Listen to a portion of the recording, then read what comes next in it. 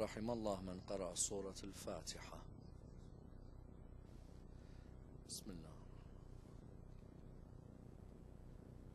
الرحمن الرحيم مالك يوم الدين إياك نعبد وإياك نستعين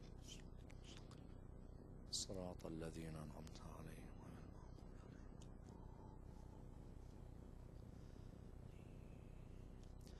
بسم الله الرحمن الرحيم. الحمد لله رب العالمين، والصلاة والسلام على سيدنا وعظيمنا وحبيب قلوبنا وشفيع نفوسنا أبي القاسم محمد، اللهم صل على محمد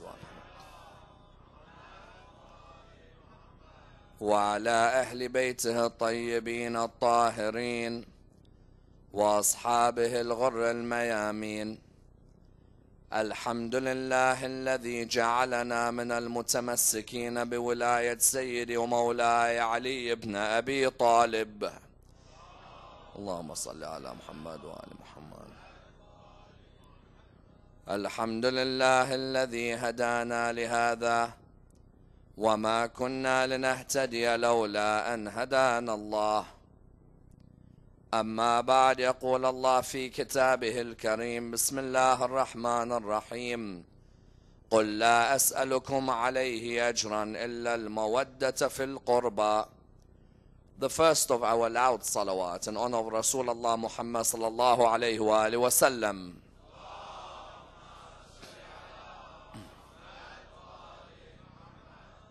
The second in honor of Amir al-Mu'mineen Ali ibn Abi Talib.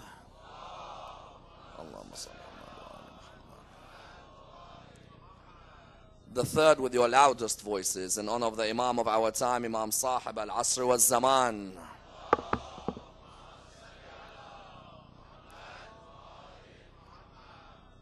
Respected brothers and sisters, Assalamu alaikum wa rahmatullah wa barakatuh. Jabir bin Abdullah al-Ansari occupies a prominent position within the religion of Islam, as being revered as one of the greatest companions of the Prophet Muhammad sallallahu alayhi wa alihi wa sallam.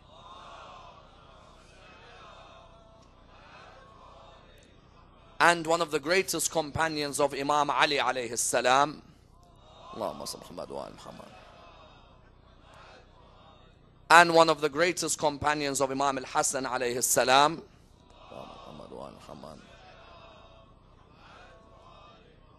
And one of the greatest companions of Imam al-Hussein alayhi salam.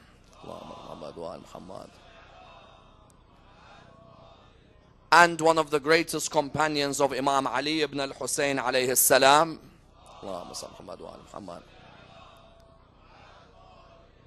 And one of the greatest companions of Imam al-Baqir alayhi salam.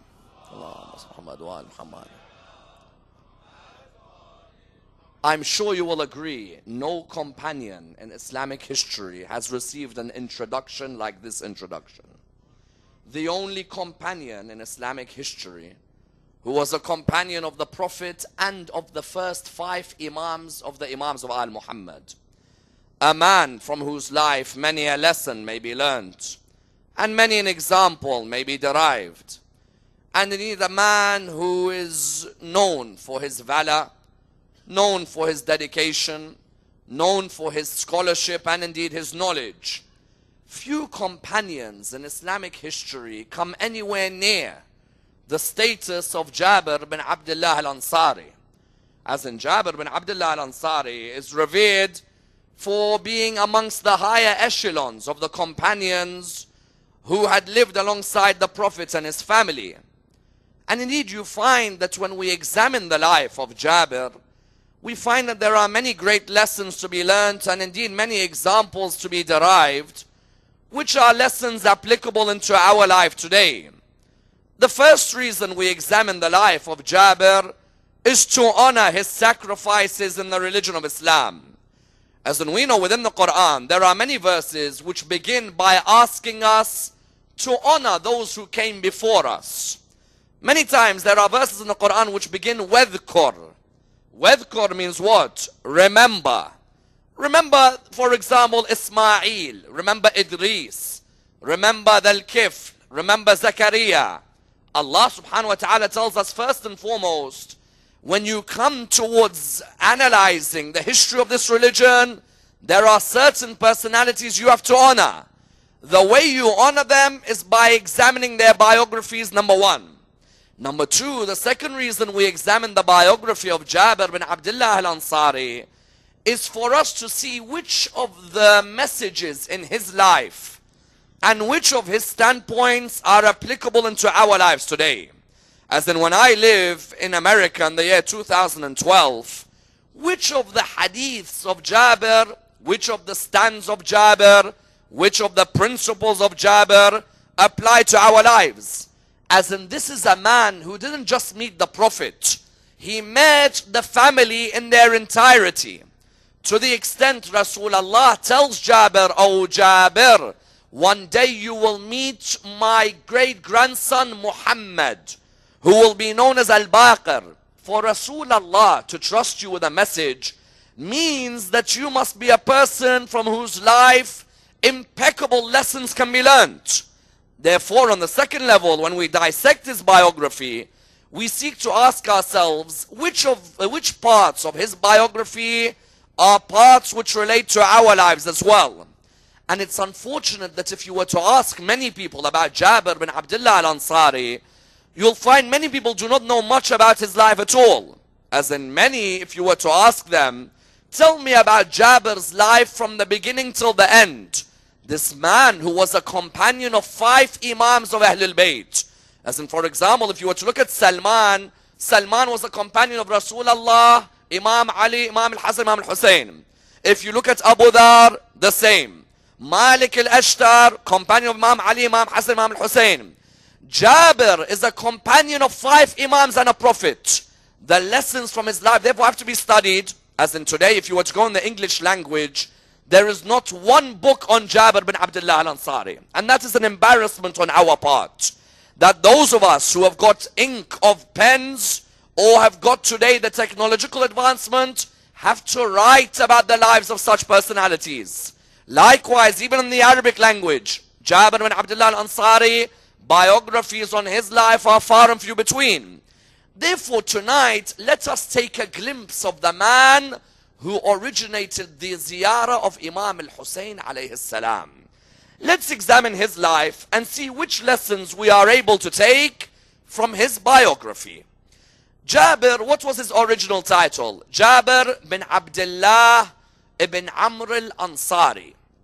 As you know, any companion of Rasulullah whose surname is Ansari, it means that they were of the people of Medina. Why? Because we know that the Meccan companions who left Mecca to help the Prophet in Medina, they are called the Muhajirun, isn't it? If, however, you helped Rasulullah's message in Medina, then you are known as a member of the Ansar. Ansar in English, what does it mean? Ansar in English means the helpers, those who brought victory. The companions of Rasulullah, if they are known with the title Ansari, it most often means what? It most often means that they were living in Medina. And that's why you find when you study Jabir's life, Jabir came from the richest family in Medina. This family, Jabir's family, used to own a mansion next to Masjid Quba. You've been to Hajj or Umrah? You've been to the Mosque of Quba? Next to the Mosque of Quba, and there is even a narration about Masjid al-Qablatayn, you find that they had an absolutely huge mansion. As in, people in Medina had relatively small houses. The Ansari family, Jabir's grandfather, Amr, the father of Abdullah, was one of the wealthiest people in Medina. His house was like a mansion. Jabir, therefore, was brought up in relative luxury. And you find that Rasulullah was living in Mecca while Jabir was born in Medina. However, Rasulullah, as we know, decided to migrate from Mecca to Medina. And one of the reasons he migrated was because of Jabir's father. What do I mean? You find that Rasulullah, as we know, when he announced his prophethood at the age of 40, he was living in Mecca. 13 years he spent in Mecca. Unfortunately, the people of Mecca did not appreciate him. The people of Mecca, in many cases, their ego did not allow them to accept that a man who was one of them was now a man who calls himself a prophet of God.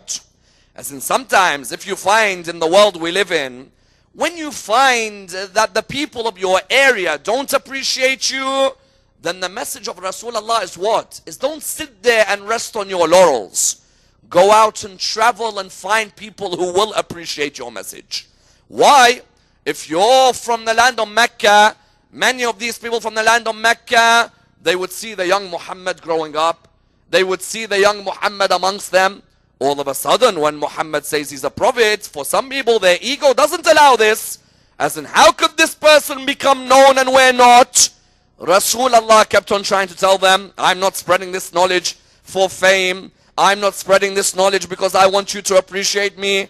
I'm spreading the religion of Islam for you to be on the path of Allah subhanahu wa ta'ala. They kept on trying to kill him, assassinate him. They made his companions leave the land of Mecca and go and live in Africa. They made the valley of Abu Talib under economic sanctions. And you find the people of Medina thought, let's take this opportunity. Why? The people of Medina always saw the people of Mecca were achieving all the glory. You know when you feel that you're the underdogs, the people of Mecca are receiving all the attention, whereas you are the underdogs. You found the people of Medina thought, hold on, if Muhammad is not appreciated in Mecca, then why don't we go and tell Muhammad to come to Medina?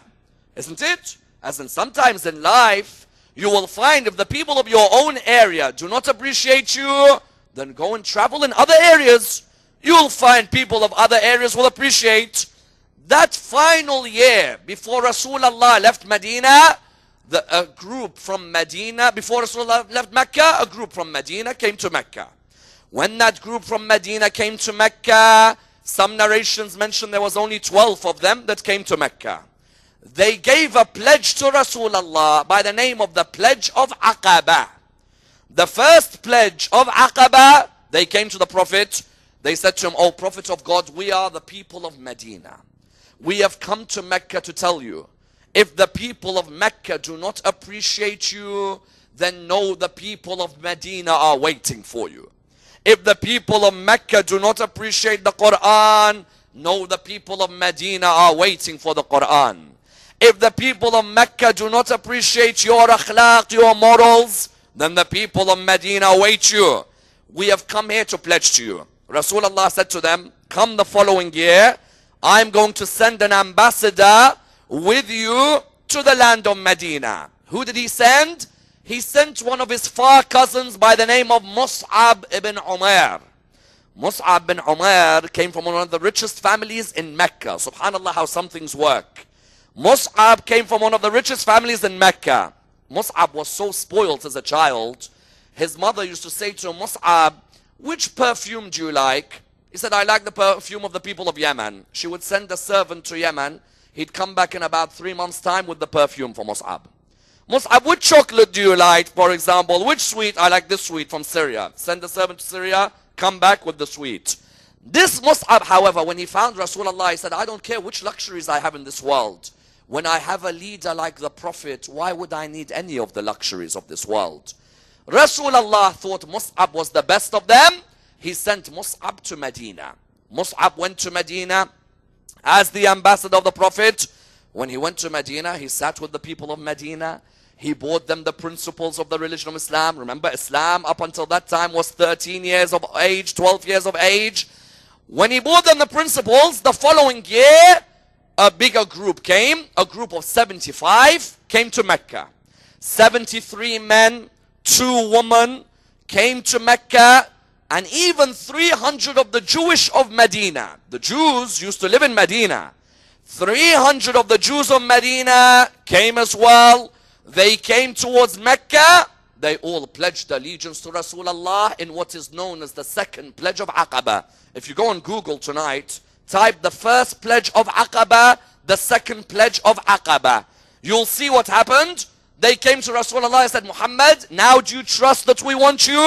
He said, yes. They said, very well. We want you to bring peace between the Aws and the Khazraj. We want you to bring unity between the tribes. Rasulullah slowly started telling his companions that we should go towards Medina. First, a group of them went. Then another group led by Umar ibn al-Khattab went. Until what you had was there was a certain group who were left behind. Who were they? People like Ali ibn Abi Talib, people like Abu Bakr, a small number of them, Fatima al-Zahra, Fatima bint Asad, the mother of Imam Ali, Fatima, the daughter of Hamza, the uncle of Rasulullah. They were left behind until Rasulullah on the night of Hijrah told Ali ibn Abi Talib, he said, Ali, sleep on my bed. I'm going to leave this land in the middle of the night. The people of Mecca have not appreciated me. I'll leave and I'll go towards the land of Medina. And he told Ali as well, bring the Fawatim with you. The Fawatim is the plural of Fatima. Fatima bint Asad, his mom. Fatima bint Hamza, his cousin. Fatima al-Zahra, his cousin. He brought them all with him towards the land of Medina. The point being what? The point being amongst the men who told Rasulullah in the pledge of Aqaba to come to Medina was Abdullah al-Ansari, the father of Jabir. Jabir's father, Abdullah, one of the wealthiest men in Medina, he came towards Rasulullah in the pledges of Aqaba, the first and the second, and he said, Ya Rasulullah, come to Medina. Whatever you want in Medina, me and my children are your servants. You know how many children Abdullah al-Ansari had? 10 children. 9 girls and 1 boy. Jabir was the only boy in the family. Imagine living with 3 sisters is quite a chore. Imagine living with 9. You find that he had 9 sisters within the family. While he was with these 9 sisters within the family, they lived in the biggest of houses. When Rasulullah came to Medina, you find that Jabir bin Abdullah al-Ansari would stick with Rasulullah wherever Rasulullah would go. Wherever Rasulullah would pray, Jabir would be behind him. And that's why the hadith say, every salah, Jabir would go from his house, walking to Masjid al-Nabawi to pray behind Rasulullah. And that's why it is emphasized in Islam, do not neglect your mosques and keep your mosques empty. Isn't it? As in when I have a mosque, which the elders of my community spent money on, which the elders of my community donated while we were young, our elders put all their money in. Don't leave this mosque empty. Muharram, Safar, Shahr Ramadan, the mosque, mashallah, is full. Between then, you see people who you think have gone disappeared. You're like to them, where have you been these months? Wallah, I've been busy. So you were busy for Imam al-Jawad? Yes. Imam al-Kadhim? Yes. Imam al-Askari? Yes. So when are you not busy? For Ali ibn Abi Talib and Imam al-Hussein. MashaAllah. How many Imams do we have? 12 or 2?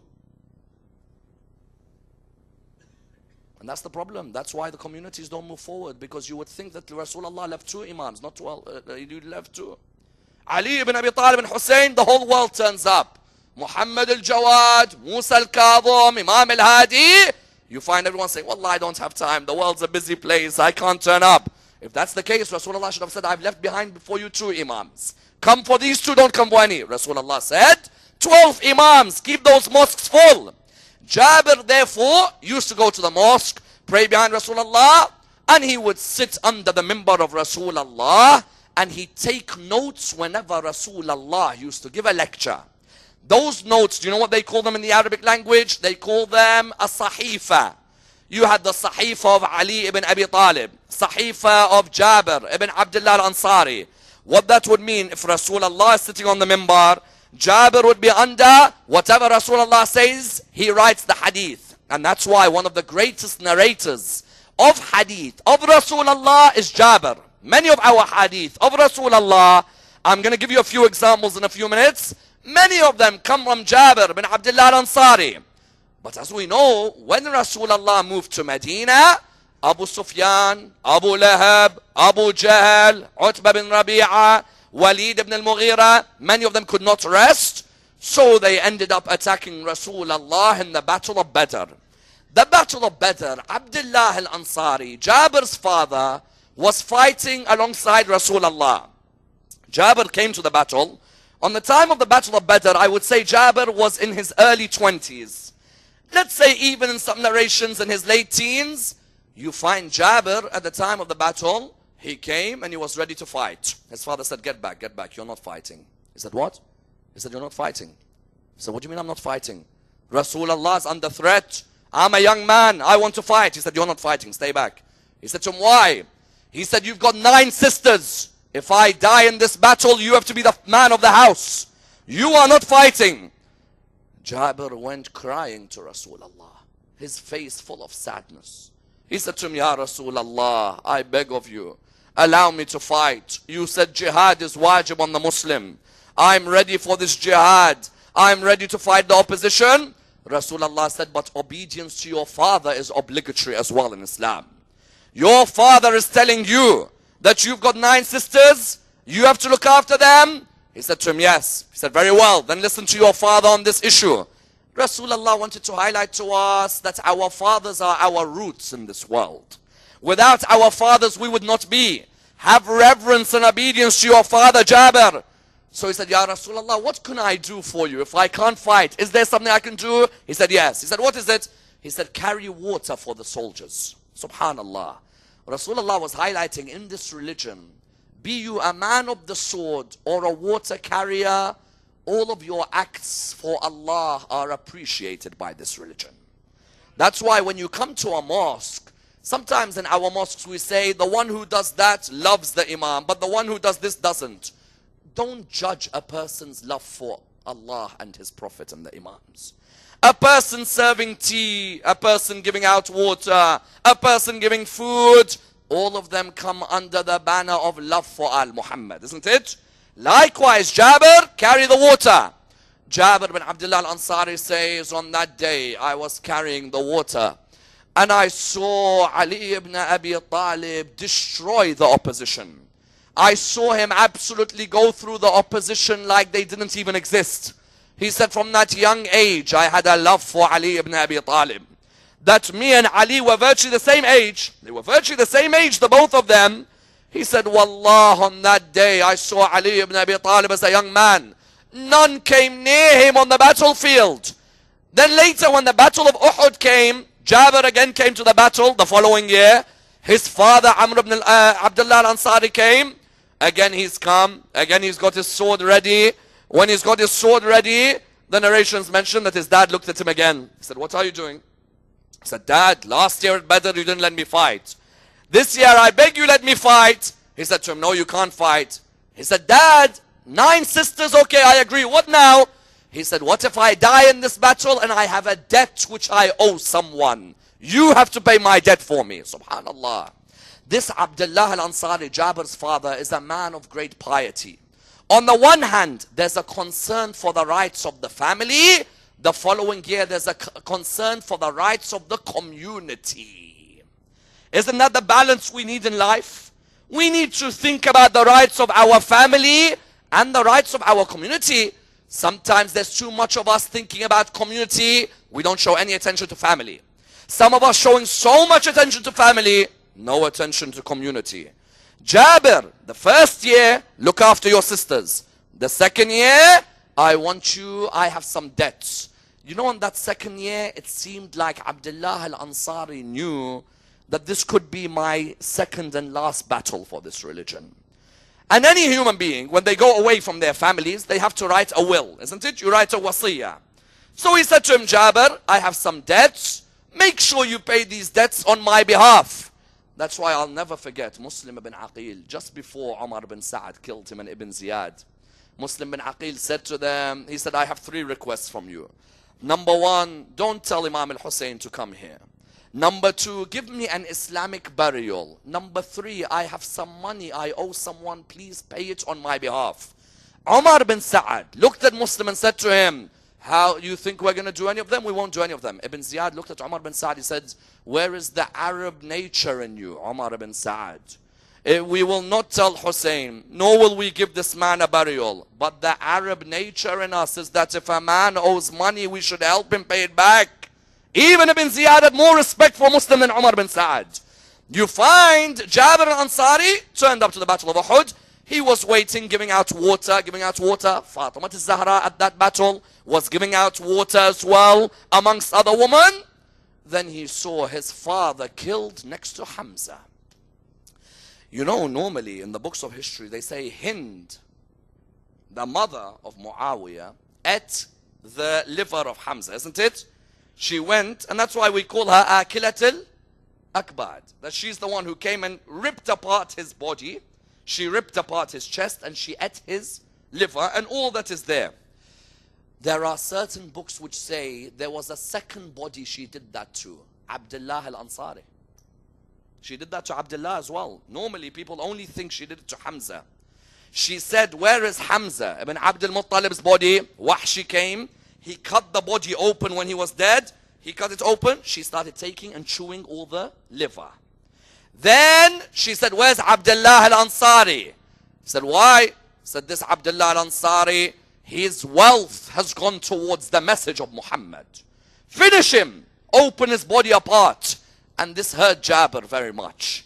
Because imagine you see your father's body ripped apart in front of you. How difficult is it for you as a human being? Your father lying on the ground, people hitting him, people throwing arrows at him, people kicking him. Then to have his chest opened, you can't wish that on any human being. Therefore Jabir, after that, Rasulullah said that Jabir, your father's request was you don't fight. He said, very well. His father died as a shaheed. Abu Sufyan, at the end of the Battle of Uhud, recognized that because some of the companions ran away from Rasulullah's army, he recognized that this is the chance for us to finish Muhammad once and for all. As he was about to attack, Rasulullah said, oh my soldiers, get ready. They said to him, what is it? He said, Abu Sufyan's going to launch a final attack.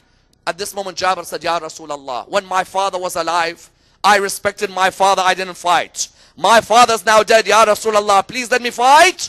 They say Jabir performed valiantly against Imam Ali on that moment. He was able to resist the attack that had come, and he was able to bring victory for the religion of Islam. And that's why you find at Khandaq he was there, at Khaybar he was there, at every battle of this religion, Jabir was alongside Rasulullah. Not only alongside Rasulullah in battle, no, he was transmitting the words of Rasulullah. That's why many of our most famous ahadith are narrated by Jabir bin Abdullah al-Ansari. For example, there is a hadith where Rasulullah says, for every disease, there is a cure, and the cure is Surah Al-Fatiha. This is Jabir's hadith.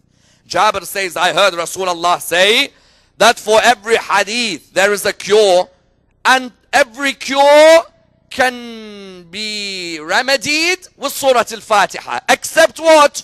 Every disease can be remedied with Surah Al-Fatiha, except what? Except death. Of course, when the angel of death comes, that's the end. Otherwise, the recital of Surah Al-Fatiha, Jabir says, I heard Rasulullah. From Fatima al-Zahra, what did Jabir narrate for us? Hadith al-Kisa. Isn't it? How many of you, when you hear Hadith al-Kisa, the beginning of Hadith al-Kisa, it says, An Jabir bin Abdullah al-Ansari, An Fatima al-Zahra, salawatullah, wa salamu alayha. Allahumma salli Muhammad wa Muhammad. You find that that famous Hadith al-Kisa was transmitted by three. Who are they? The first person who transmitted the hadith was Salama, the wife of Rasulullah. And this you will find if you go into the Sahih. If you go, for example, to the Sahih, you will find clearly narrated. Salama narrates Hadith al-Kisa, Rasulullah being under the cloak with Fatima al-Zahra, with Imam Ali, with Imam al-Hasan, with Imam al-Hussein. Aisha, the wife of Rasulullah, narrates Hadith al-Kisa. And Jabir narrates from Fatima al-Zahra, alayha salam. You therefore, what you find? That the verse was revealed, of course. إنما يريد الله ليذهب عنكم الرجس أهل البيت ويطهركم تطهيرا. اللهم صل على محمد. Therefore, likewise, you found a number of other hadiths. Jabir is the one who narrated that when the 12th Imam returns, he will say to Prophet Isa, O Prophet of God, you lead Salah. And the 12th Imam then looks at Isa, and Isa looks at him, and Isa says to him, no, Salah was in your family, you are the one who has to lead us in Salah. That's from Jabir bin Abdullah al-Ansari. Likewise, the hadith of Eid al-Ghadir, Man kuntu mawla fahada aliyun mawla, from Jabir bin Abdullah al-Ansari. The hadith about mut'ah, the temporary marriage, being banned by Umar ibn al-Khattab when it was allowed by Rasulullah. As we know, Rasulullah allowed it, Abu Bakr allowed it. It was Umar who said, I am the one who prohibits and will punish anyone who does it. Jabir bin Abdullah al-Ansari is the one who narrates this hadith. In other words, do you know how many ahadiths in our books were to the credit of Jabir bin Abdullah al-Ansari? And that's why for you hadith specialists out there, I give you a recommendation. Sometimes people ask me the question, how do we know if a hadith truly came to us from the Imams? One of the biggest blessings in this religion is Allah lengthened the life of Jabir al-Ansari, so he narrates a hadith from 5 Imams of Al-Muhammad. One of the biggest blessings, subhanallah, that Allah lengthened the life of Jabir, so that Jabir can hear from Ali, from Hassan, from Hussein, from Ali, from Muhammad. He met all of them, because sometimes someone may come to me and say, I'm not sure if the hadiths were transmitted properly. The fact that Jabir was present meant anytime a person said a hadith about Rasulullah, Jabir was there to say no. Rasulullah didn't say that. Or Jabir was there to say yes. Rasulullah said that. And that's why you found one of the most beautiful hadiths of Jabir was a hadith which he made sure was in honor of Ali ibn Abi Talib. Do you know why? Please listen to this very, very delicate point.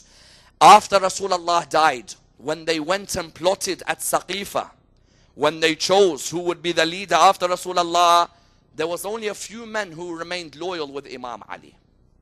Abu Dhar, Salman, Ammar, Miqdad, Zubair, Hudayfa, Jabir bin Abdullah al-Ansari.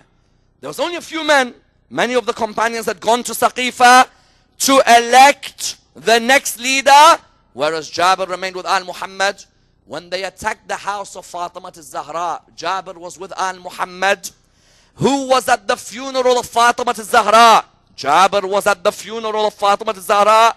In other words, at the most delicate stages of the succession to Rasulullah, Jabir al-Ansari was always with Imam Amir al-Mu'mineen. At the most delicate. And that's why, do you think Jabir remained silent? No. Jabir didn't remain silent. Jabir, when he had to speak out, he spoke out. That's why one day, when Imam Ali was not Khalifa, Jabir stood in front of all of the companions, knowing very well that they saw the day of Ghadir, and told them that I'm the one who saw Rasulullah lift the hand of Ali ibn Abi Talib and say, oh Ali, you and your Shia will be the first to enter paradise. Paradise awaits you. Then he says, and then Rasulullah said, give glad tidings to your Shia, O Ali. For when they die, we will raise them gently and judge them with justice and allow them to cross the bridge before others. In other words, Jabir didn't remain silent. Jabir would always repeat the merits and the fada'il of Ali ibn Abi Talib. Wherever you would find him, he would not sit there and say, I think it's better for me to stay silent. No. When he saw injustice, when he saw people taking away the message of the Imam, you would find Jabir would stand up in honor of the Imam. And that's why you found whenever the people would come to Medina, Jabir had that love where he remained loyal to Ali ibn Abi Talib. He was with him at the Battle of Siffin, the Battle of Nahrawan, the Battle of Jamal. He was with him in all of these battles. Even after Imam Ali, he remained loyal to Imam al-Hassan. But he had a particular love and affection for Abi Abdullah al-Hussein. A love for Abi Abdullah, which was a unique love.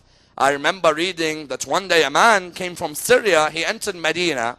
When he entered Medina, he said, oh people of Medina, who's the most generous man in Medina?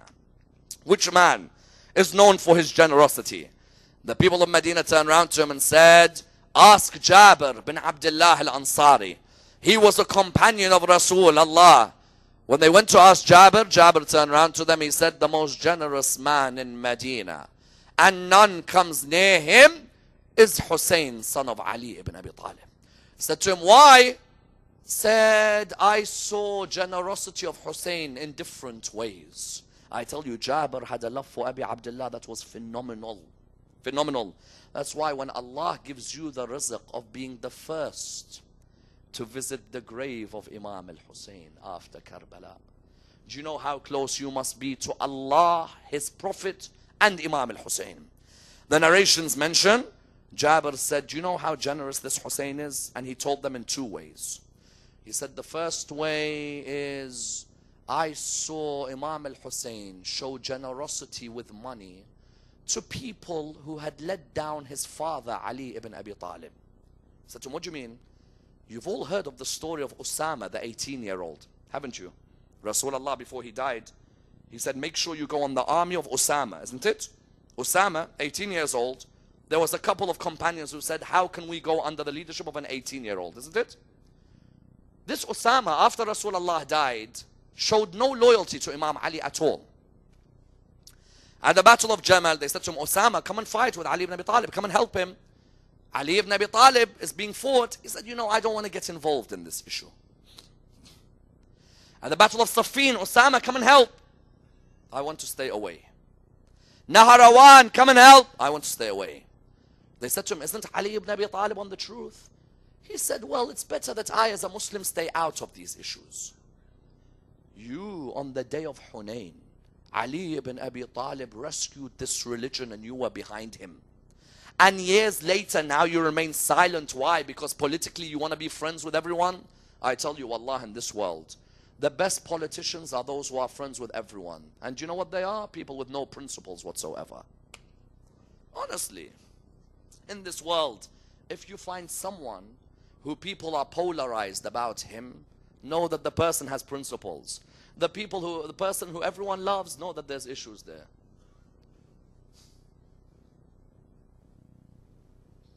We don't need to speak further on that. So what do you find? You find that he remained silent. He didn't say anything. He remained silent.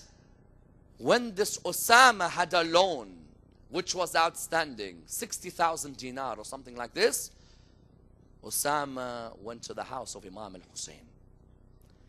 When he entered the house, he said, Ya Aba Abdullah, I beg you, help me. I have a loan that's outstanding.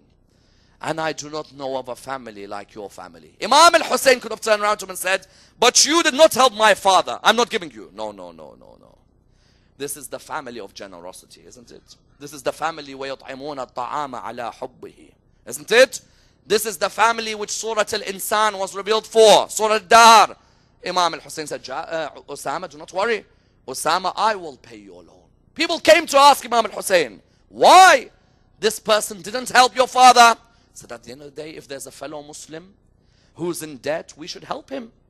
And Allah will judge between us and him on the day of judgment. And that's why Imam al-Baqir says, may Allah have mercy on Osama. That after this incident, Osama asked for forgiveness from Allah subhanahu wa ta'ala. Imam al-Baqir said, at least he asked for forgiveness. There were others who were so arrogant that when they died, they show no forgiveness of Ali ibn Abi Talib at all. So what do you find? He said Hussein, and then he said at the Battle of Nahrawan.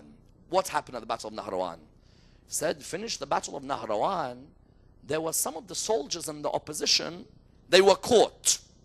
When they're caught, Ali ibn Abi Talib would always insist, if a soldier is caught, don't tie his hands too tight, because it would hurt him.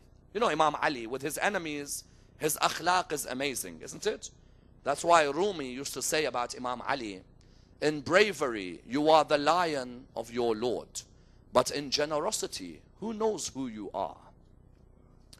Who can count the generosity of Ali ibn Abi Talib? So one of these soldiers in the Battle of Nahrawan looked at Imam al-Hussein. He said, Hussein, Hussein. He said, yes.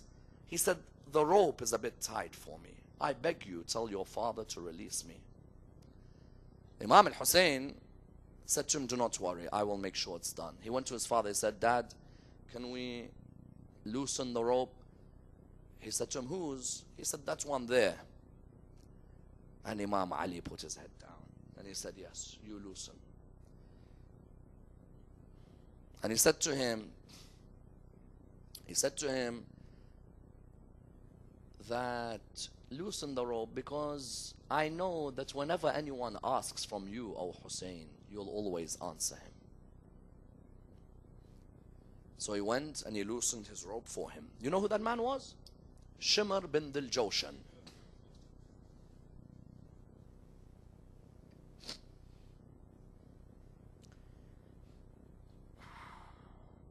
You know, this world is a funny world, I tell you. You have a man who leads this religion who can forgive the man who would later sit on his chest. And you have our people who don't forgive anything. I don't know. He said to him, I know, O Hussein, when someone asks from you, you always answer. Go and loosen. And he loosened Shimr's hand. He said, Shimr, are you okay now? He said, yes. And that's why it killed Jabir later. It killed him. Because imagine, you were at Nahrawan and you saw Hussein's akhlaq like that, and later you see Shimr on the chest of Hussein. But Jabir, that love for Abi Abdullah was there, and that's why it hurt Jabir when he couldn't be at Karbala. Why? Jabir was blind. Like Ibn Abbas at the time, some of them had been affected by blindness. He was of old age around the time of Karbala, around, some of the narrations mention 72 years of age, and so therefore he couldn't be with Abi Abdullah al-Hussein, and he remained behind in Karbala. Of course, having remained behind and not being able to be at Karbala, later he heard about what happened in Karbala, which I'll come back to in a moment, and he lived for 17 years after Karbala. While living for 17 years after Karbala, the narrations, what do they mention to us? They mention that he would sit outside a house in Medina, outside the mosque of Rasulullah, and he's blind.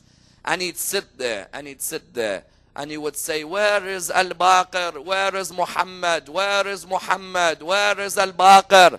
And the people would walk past and they say, this crazy Jabir al-Ansari, the old age has got to him. And he'd say, where is Muhammad? Where is Muhammad? Where is Al-Baqir? Where is Muhammad? And the people would make fun of him, and the children would laugh at him. Until one day he heard footsteps, and he says, and you know, when someone is blind, their other senses become sharper, isn't it? He heard the footsteps. When he heard them, he said, those are like the footsteps of Rasulullah. And he said, who is that? They said to him, it is Muhammad, son of Ali. What's his name? What is the title? Al-Baqir, Baqir al-Ulum, the one who digs knowledge from the root. He embraced him, and he said, and he started crying and crying. At this moment, they said to him, why are you crying? He said, Rasulullah said to me, oh Jabir, after me it will be Ali ibn Abi Talib, who will be the leader of the Muslims, then Al-Hasan ibn Ali, then Al-Hussein, then Zayn al-Abidin. Then after him will be Muhammad, who is known as Baqir al-Ulum. Jabir, send my salams to Imam al-Baqir. And Jabir said, I have now fulfilled the salams of your great-grandfather Rasulullah. I have now bought the amana, and I've given you that amana. And he was honored, and he told him that your grandfather Rasulullah would always say to me. And that's why people today say, after Imam al-Hussein, how can we prove imama? One of the proofs of the imama is Imam al-Baqir and Jabir. Because Hadith al-Kisa stops at Imam al-Hussein, doesn't it? But Jabir met Imam Zayn al-Abidin. Jabir met Imam al-Baqir. It means that that's one of the proofs of imamat after Imam al-Hussein. Jabir's meeting with Imam al-Baqir alayhi salam. And that's why you find that Jabir al-Ansari, even after he died, there was a great honor for Jabir al-Ansari after he died. What was the honor? You find the king of Iraq, King Faisal, and his advisor Nouri Pasha. Nouri Pasha narrates, in my dream, I saw Jabir al-Ansari 3 times. One night after another. And he says, I saw him saying to me, my grave is being over-flooded by the Tigris. You know the Tigris River? My grave is over-flooded. Please help me. He says, I woke up, I went to King Faisal, I said to him, King, Jabir's grave, I saw this dream. The king said, I swear by Allah, I have seen the same dream as you. Let's go to the grave of Jabir. They brought a group of German specialists who were able to reconstruct the grave. This German man, when he lifted the body of Jabir from the grave, he looked at them, he said, I cannot believe this. It's as if this body only died a few days ago. There's still a freshness around this body. That German man came towards the religion of Islam because of Jabir's body after he had died. You find, therefore, they rebuilt that body. You find that the grave is still there in the land of Iraq until today, next to Hudayfa's grave. And even Allah honored Jabir al-Ansari through what? Sometimes because you're a good man, from your descendants great men are born. The great scholar of the religion of Islam, Sheikh Murtada al-Ansari, is from the descendants of Jabir al-Ansari. The great scholar who half of the books of Hawza are his, in the sense of the main works which the scholars have to study, you find he is of the, from the descendants of Jabir. Therefore, Jabir al-Ansari lived that life where he was able to meet each member of Al Muhammad. But what he is most famous for was that he performed the first ziyarah of the grave of Imam al-Hussein. That ziyarah, until today, we have the ziyarah by the name of Ziyarat al-Arba'een of Imam al-Hussein. The ziyarah of the 40th of the death of Imam al-Hussein. You find that Jabir was in Medina, as we said, he was blind. Abdul Malik al-Salami was sent by Ibn Ziyad to tell the people of Medina about the killing of Imam al-Hussein. When Jabir found out, he came to his servant Atiyah. Atiyah, his servant, was named by Imam Amir al-Mu'mineen and was one of the scholars of Al Muhammad, and was a man who narrated the khutbah of Sayyida Fatima for the land of Fadak. Atiyah. He narrated the khutbah of Fatima al-Zahra. That Atiyah, Jabir said to him, take me to Karbala. A line which each one of us on a night like this says, may our hearts and our bodies be in Karbala this time next year, next to the grave of Abi Abdullah, especially on the Arba'een of Imam al-Hussein, on the 40th. Jabir reached Karbala on the 40th of Imam al-Hussein.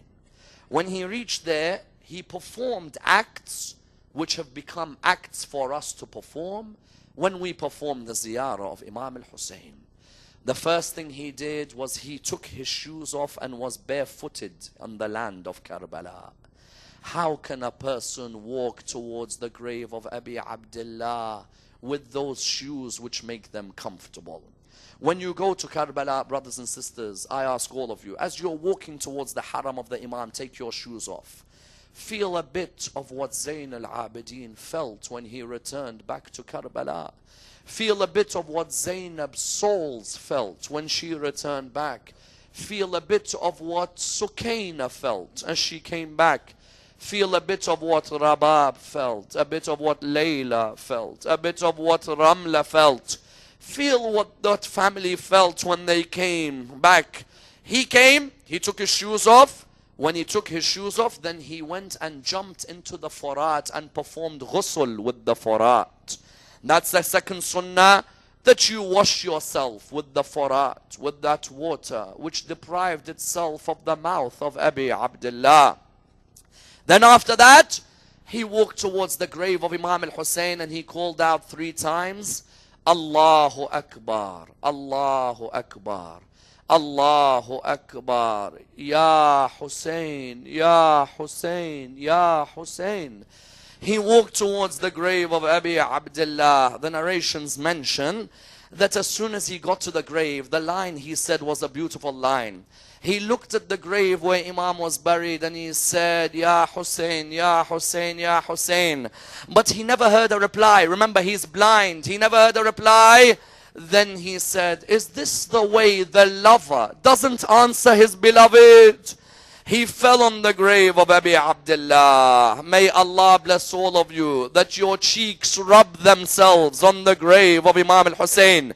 Imam al-Sadiq has a hadith, he says, Allahumma arham tilka al-khudud allati takhallabat ala dharih Abi Abdullah. Ya Allah, have mercy on those cheeks that rub themselves on the grave of Abi Abdullah. Imam al-Sadiq stresses, rub your cheeks on the grave of Imam al-Hussein. Jabir was rubbing on the ground. Then his servant Atiyah said to him, oh Jabir, I see people coming from far away. Jabir looked at him and he said, if it's the army of Ibn Ziyad, then let us go. If it's my master Zain al-Abidin, then let us stay. As he was looking from far away, he realized it was Imam Zain al-Abidin. Atiyah realized. He said to him, oh Jabir, it is Zain al-Abidin. He said, take me towards the Imam. The narrations mention something very interesting, brothers and sisters.